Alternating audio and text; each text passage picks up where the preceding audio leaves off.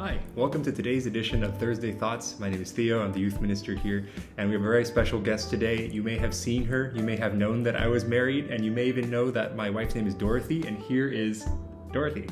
Look how tense her shoulders are. This is her first time. This is something we have never done together. Mm-hmm. Have you ever done a video of yourself before? No. Okay, well, this is what we're doing today. We're going to give you an opportunity to get to know a little bit about Dorothy. But first, can you tell us a little bit about why you and I are more dressed up than usual? It's because we went outdoors to Costco. Costco is the best reason to dress a little better than your pajamas. And for Dorothy's case, her scrubs as well. So the first thing we wanted to do is tell you what we got from Costco today, because this is Dorothy's idea, by the way. I don't come up with the material for these things. So first, what is this? A Santa Fe salad 4-pack. I've been eating these salads for lunch at clinic. What kind of clinic do you work at? I'm in my 4th year of school right now, and this year is devoted mostly to my external rotations. So for the summer, I'm at a community clinic in Oakland, and so our lunch break is like 12 to 1-ish, and then... You had a whole hour? I know, it's nice. They like really prioritize our well-being there. As opposed to... my actual school. Anyway. Wait, how long were your lunch breaks at Berkeley? Well, it was usually, there was an hour allotted, but I think because sometimes like things would just go over and you would have to finish charting, or there would be like seminar, it felt like there wasn't really much time to eat. So when I was at school during my 3rd year, I think my lunch would often be a Cliff protein bar. Which was like admittedly very it was enough for me, but it was kind of a sad lunch. It's a very sad lunch. All right. Next thing we have is this guy, a bottle of hand sanitizer. Mm-hmm. Why are we getting this? Why did we get this today? Because we don't have hand sanitizer, and I told him I haven't been using it because we don't have it. So I also have not been sanitizing my hands, but I do wash my hands. Don't worry. When we come home, yes. Yes, we wash our hands after every... Did you wash your hands after coming back from Costco? Yeah, I did. I just went to the bathroom. Did I? I don't think I did. Go wash your hands. All right. You can keep telling them about stuff. Okay. Next we have our produce. So these are bell peppers. There are 6 in here, 2 of each color, so 2 reds, 2 orange, and 2 yellow. We like to have lots of vegetables in our home-cooked meals, but we don't really cook them in a healthy way. So hey, I feel like the ratatouille would be something healthy. Yeah, that's true. And then we have organic white mushrooms. I actually feel like the mushrooms from Costco are really pretty. Like all these bruise type things aside, it's actually quite a bit less than what I see at Trader Joe's. Mm-hmm. So good job, Costco. Yeah, and then we also got 2 dozen eggs, and you might ask what 2 people do with 2 dozen eggs. Do we each eat a dozen? And the answer is actually yes. Yes, we do. We have eggs very often. Eggs for breakfast. I eat eggs for lunch sometimes, eggs for dinner.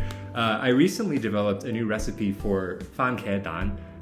It's Cantonese style tomato and eggs. There are a lot of styles. There are a lot of different ways to do it.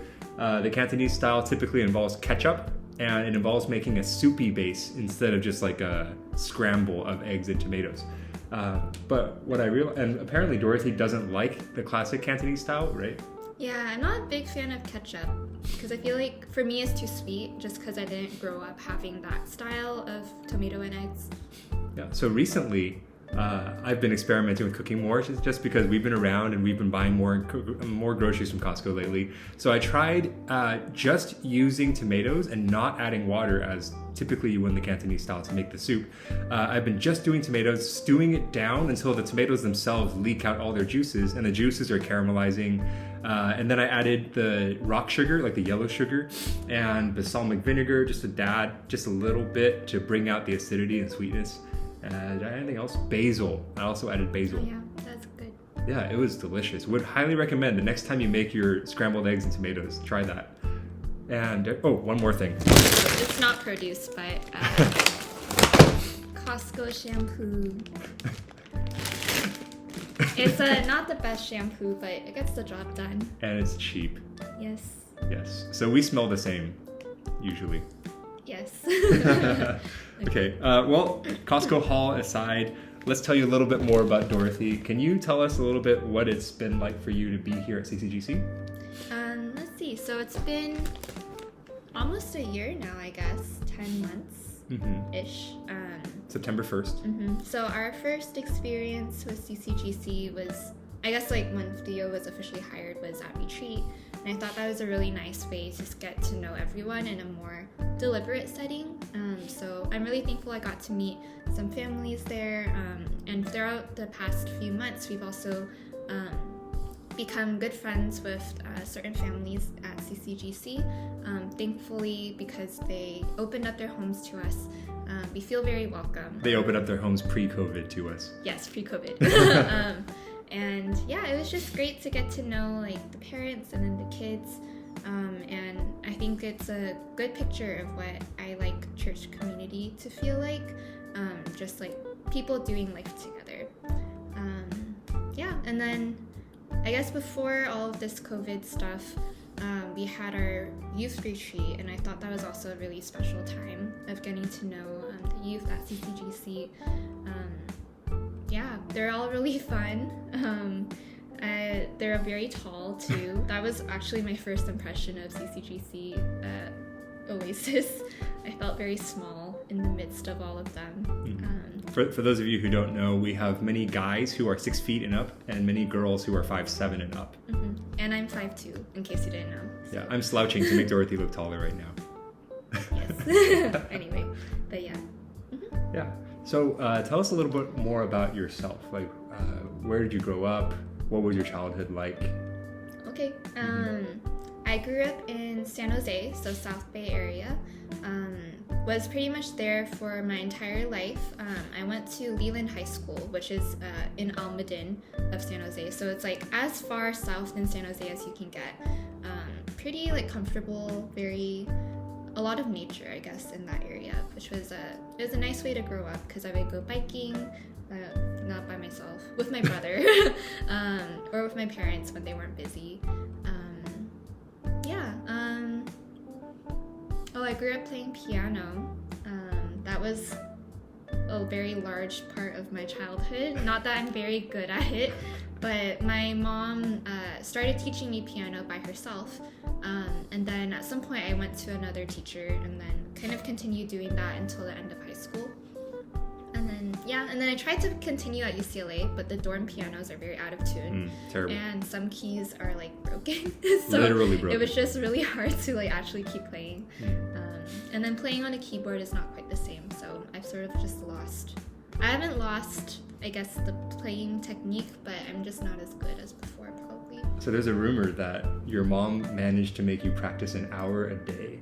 Yeah. So we have some viewers whose kids practice their instruments, maybe 30 minutes every other day, if they're lucky. Do you have any secrets based on your experience with your mom where she successfully got to make you practice an hour a day? Well, my mom is she can be scary, so I think it was, I mean, she's a very nice lady, but in terms of, I think it was a good match, because it's not like she was like, mean, but I think because I am more submissive, I guess, and I usually don't want to cause trouble, I just, practice for an hour, but I would take bathroom breaks, so that kind of helped. I'd sneak in like a 5-minute bathroom break, maybe twice in an hour, so that my practicing time was actually 15 minutes. Life hacks, but yeah. Cool. So what else do you do for fun now that you don't do piano anymore? Was piano ever fun? I think when I started playing non-classical music, it became more fun. But I think that was because classical music was tied to a lot of like very disciplined practicing and, disappointing my piano teacher. So I just didn't have very many good memories. But I wish I had a better experience with it. Yeah. Do you want to drink a little water? Your voice sounds yes. a little, yeah. So while you're drinking water, what else do you do now? What do you do now for fun? Nowadays, because we can't go outside and have fun, or I guess we can in like outdoor spaces, but I'm not an outdoor person. When she says go out and do fun things, she means go out to a restaurant where we can eat indoors. Yes. So our indoor activity has mostly been watching TV shows I did not grow up with. So that's good. I recently started an anime called Full Metal Alchemist. This is one of my favorites growing up. And at first I was very doubtful because I just I think I have a stereotypical view of anime in my brain where the plot is kind of shallow and then the characters are just yelling and fighting all the time. Which they are half the time, yes. It is true. But I think the plot in Full Metal Alchemist and the premise is very interesting. With the concept of alchemy and how people are using, like you can see people using it for good versus for bad, as well as like all the ethical implications to that. There's not like much like commentary on it, but I think it's more of like your thoughts as a viewer about the issues. Yeah. So I think we've been watching somewhere around 4 to 5 episodes a night. So probably a solid 100 minutes a day. Yeah. That's not that bad because when I first started watching Crash Landing on You. What is Crash Landing on You? It is a very highly rated Korean drama with 2 good-looking leads. The male lead is better looking. Yes. But yes, I watched, I think my first night of watching it, I watched, was it 4 hours? 4 episodes. Oh, 4 episodes, and each episode is an hour and a half. So that's 6 hours. Or 360 minutes. Yes. Ooh. So 100-ish minutes isn't that bad right now. Yeah. Her screen time has gone down a lot lately. You mean like your phone screen time? Your Netflix screen time. Oh, my Netflix screen time, yes. Yeah. Is there anything else you want to share about yourself, since this is, everyone's first time to really get to hear you share about yourself? Fun facts, things you care about, things you... I don't know. I miss tacos in LA.